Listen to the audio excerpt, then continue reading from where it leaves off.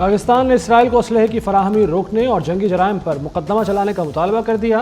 وزیراعظم شہباز شریف کا عرب اسلامی سربراہ کانفرنس سے خطاب، کہا غزہ میں خون بہہ رہا ہے اور دنیا خاموش بیٹھی ہے۔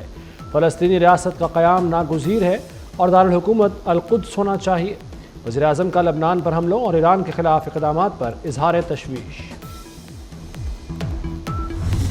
اسرائیل دوبارہ ایرانی خود مختاری کی خلاف ورزی نہ کرے۔ سعودی عرب کی فلسطین، لبنان اور ایران پر حملوں کی شدید مذمت۔ سعودی ولی عہد شہزادہ محمد بن سلمان کا خود مختار فلسطینی ریاست کے قیام کی حمایت کا اعادہ۔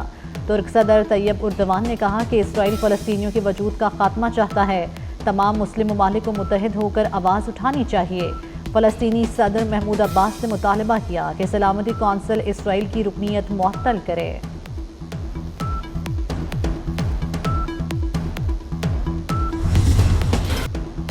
دنیا فلسطینی نسل کشی رکوائے، اسرائیلی حملے بند کرائے جائیں، فلسطینی ریاست کے لیے آگاہی مہم چلائی جائے۔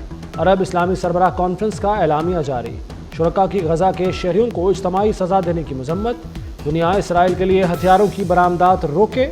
کانفرنس میں وزیراعظم شہباز شریف سمیت 50 سربراہان مملکت اور خصوصی نمائندے شریک ہوئے۔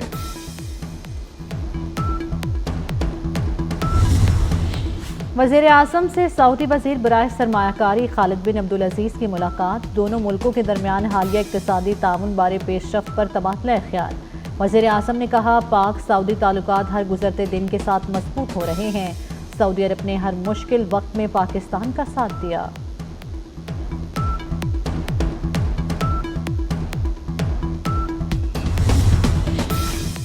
وزیراعظم شہباز شریف سعودی عرب سے آذربائیجان چلے گئے۔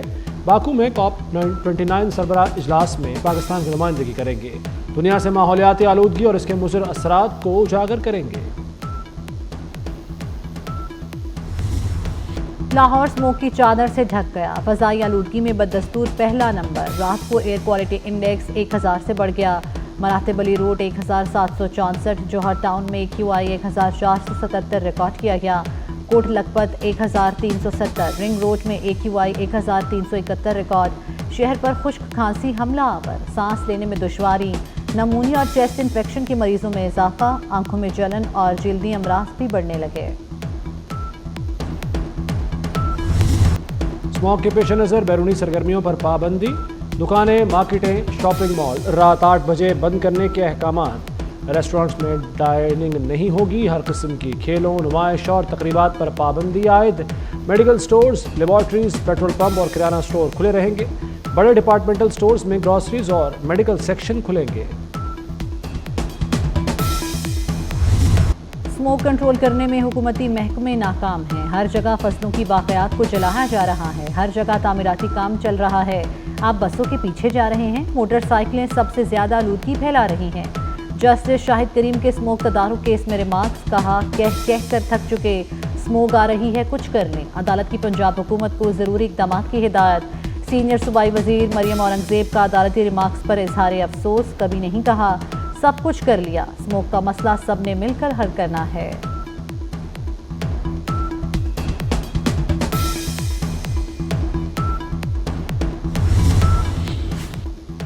دھند اور اسموگ کا مضافاتی علاقوں پر مشترکہ حملہ۔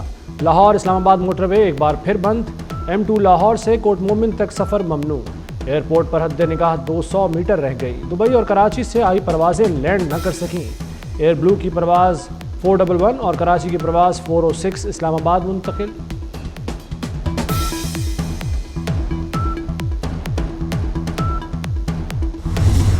کراچی ایئرپورٹ خودکش حملے کا ماسٹر مائنڈ گرفتار، جاوید عرف سمیع اور خاتون سمیت 3 دہشت گرد گھر لیے گئے۔ وزیر داخلہ سندھ ضیاء الحسن نجار نے تحقیقات سے آگاہ کیا، بتایا حملہ آور شاہ فہد کی شناخت فنگر پرنٹ سے کی گئی۔ حملے میں استعمال گاڑی شو روم سے 71 لاکھ میں خریدی گئی، ادائیگی ہب کے نجی بینک کے ذریعے ہوئی۔ ملزم جاوید حملہ آوروں سے رابطے میں تھا۔ جاوید نے چینی باشندوں کی ایئرپورٹ سے نکلنے کی اطلاع دی۔ گرفتار ملزمہ گلنساء سے تفتیش جاری ہے۔ خودکش حملے میں 2 چینی شہری ہلاک ہو گئے تھے۔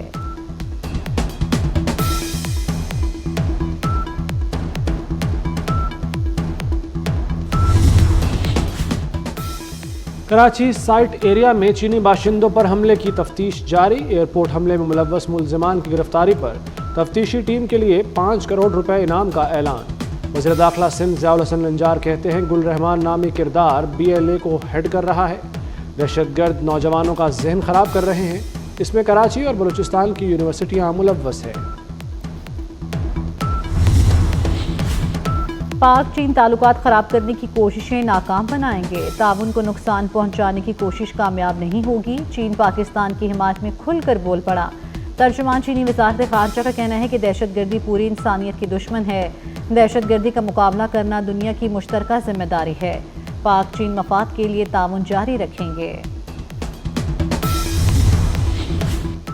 پاک فوج کے لیفٹیننٹ جنرل محمد اویس دستگیر کی کمانڈر پیپلز لبریشن آرمی سے ملاقات، عالمی و علاقائی صورتحال، دو طرفہ تعاون سے متعلق امور پر تبادلہ خیال۔ کراچی میں دہشت گرد حملوں میں چینی شہریوں کی ہلاکت پر اظہار افسوس، پاک فوج کے چیف آف جنرل سٹاف کا چینی شہریوں کی سیکیورٹی یقینی بنانے کے عزم کا اعادہ۔ صدر آصف علی زرداری کا چینی صدر شی جن پنگ کے خیر سگالی پیغام پر شکریہ، چینی قیادت اور عوام کی جانب سے صحت یابی کے پیغامات پر اظہار تشکر، کہا مستقبل قریب میں مناسب تاریخ پر چین کا دورہ کروں گا، دورے سے دونوں ممالک کے درمیان درینہ اور آہنی بندھن کو مزید تقویت ملے گی۔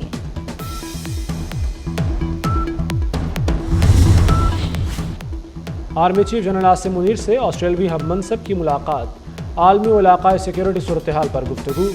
جنرل عاصم منیر نے آسٹریلیا کے ساتھ پاکستان کے تعلقات کو سراہا، آسٹریلیا نے دہشت گردی کے خلاف کوششوں کو سراہا، آسٹریلوی مہمان نے یادگار شہداء پر پھول رکھے۔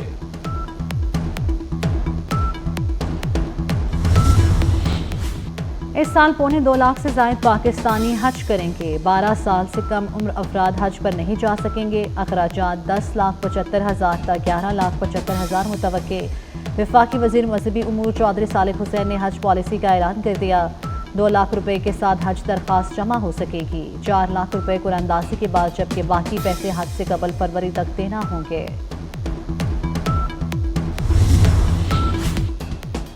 PTI نے پاکستان میں غیر رجسٹرڈ VPN بلاک کرنا شروع کر دیے، غیر رجسٹرڈ VPNs کو فائر وال کے ذریعے بلاک کیا جا رہا ہے، غیر رجسٹرڈ VPNs سیکیورٹی رسک ہیں، ان VPN سے حساس اور غیر قانونی مواد تک رسائی ہو سکتی ہے، اب تک 20,500 کے لگ بھگ VPNs رجسٹرڈ کیے جا چکے۔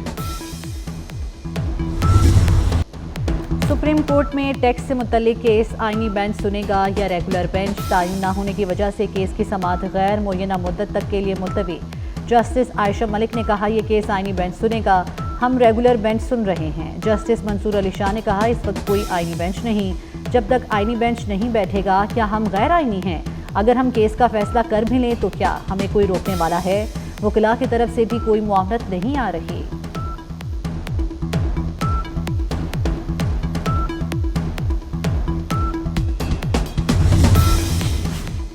آئینی بینچ کم از کم 5 ججوں پر مشتمل ہوگا، جسٹس امین، جسٹس جمال اور جسٹس محمد علی کی کمیٹی بینچ بنائے گی۔ آئینی بینچ کے سربراہ جسٹس امین الدین کی سربراہی میں اجلاس، بینچز کی تشکیل سے متعلق اجلاس کا اعلامیہ جاری، کورٹ روسٹر اور کیسز لگانے کا فیصلہ ہوگا، آرٹیکل 191A کے مقدمات کی کلر کوڈنگ کی جائے گی۔ امریکہ نے اسرائیل کو 130 بلڈوزر اور بھاری بموں کی فراہمی روک دی، اسرائیل یہ بلڈوزر غزہ میں گھروں کو منہدم کرنے کے لیے استعمال کرنا چاہتا تھا، اسرائیل بلڈوزر کی ادائیگی کر چکا، امریکی اسٹیٹ ڈپارٹمنٹ منظوری کا انتظار کر رہا ہے، بلڈوزرز کی سپلائی رکنے سے جنوبی اسرائیل میں بفر زون منصوبہ تاخیر کا شکار ہوگا۔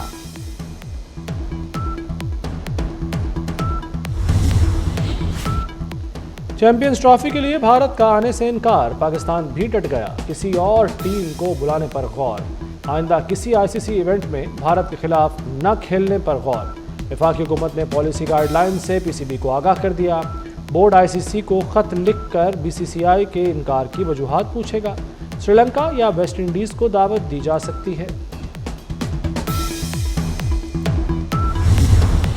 ون ڈے میں شکار کر لیا، اب باری ہے T20 کی، پاکستان اور آسٹریلیا کے درمیان پہلا T20 میچ 14 نومبر کو برسبن میں کھیلا جائے گا، گرین شرٹس T20 سیریز کے پہلے میچ کے لیے پرتھ سے برسبن پہنچ گئے، رضوان 11 کامیابی کے لیے پرعزم۔